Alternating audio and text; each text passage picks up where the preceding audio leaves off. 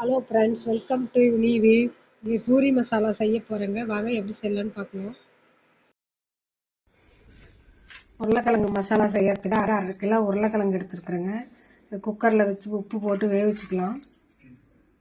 உருளைக்கிழங்கு 4 விசில் விட்டு எடுத்துக்கிட்டு இது தோல் எடுத்து நம்ம பொடி பண்ணி வச்சுக்கலாம்.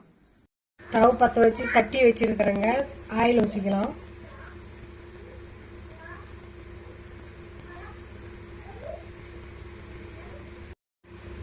கடுகு உளுத்தம் பருப்பு போட்டுக்கலாம்.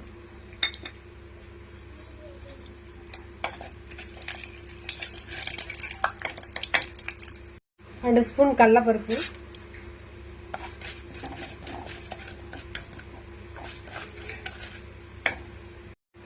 பச்சை மிளகா போட்டுக்கலாம். 4 பச்சை மிளகா கட் பண்ணி போட்டுக்கிறேன். 4 பெரிய வெங்காயம் கட் பண்ணி வச்சுக்கிறேன் போட்டுக்கலாம்.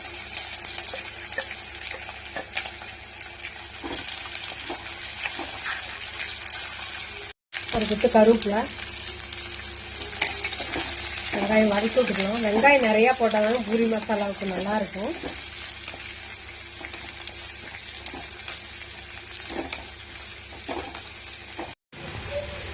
ரெண்டு ஸ்பூன் இஞ்சி பூண்டு விழுது போட்டுக்கலாம்.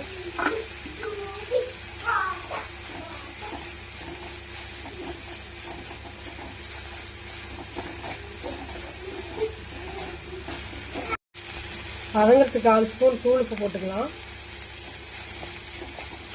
ரொம்ப வதங்க தேவையில்லைங்க, கண்ணாடி பதம் வந்தால் போதும். கண்ணாடி பதம் வதங்கிருச்சுங்க. கட் பண்ணி வச்சுருக்கிற உருளைக்கிழங்கு போட்டுக்கலாம். ஓரளவு பெரிய சைஸாக தான் போடணும், ரொம்ப பொடியாக தேவையில்லை.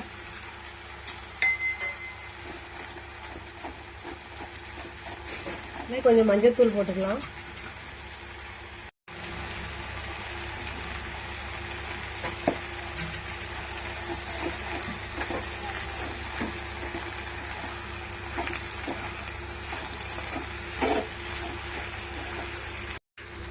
ரெண்டு டம்ளர் தண்ணி ஊற்றி வேக வச்சுக்கலாம்.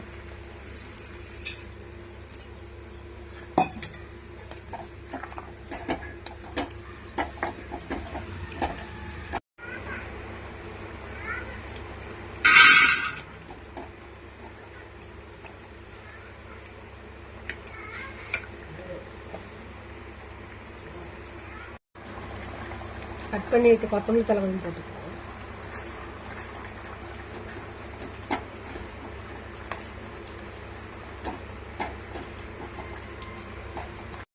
கல்லுப்பு போட்டுக்கலாம்.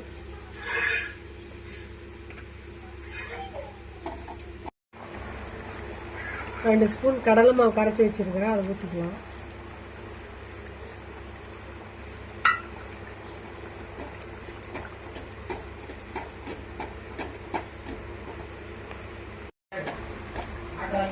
பூரி மசாலா ரெடி ஆயிடுச்சு. அடுப்பு ஆஃப் பண்ணி இறக்கலாம். பூரி மசாலா சூப்பராக ரெடி ஆயிடுச்சு. உங்களுக்கு பிடிச்சிருந்தா லைக் பண்ணுங்கள், ஷேர் பண்ணுங்கள், சப்ஸ்கிரைப் பண்ணுங்கள். தேங்க்யூ.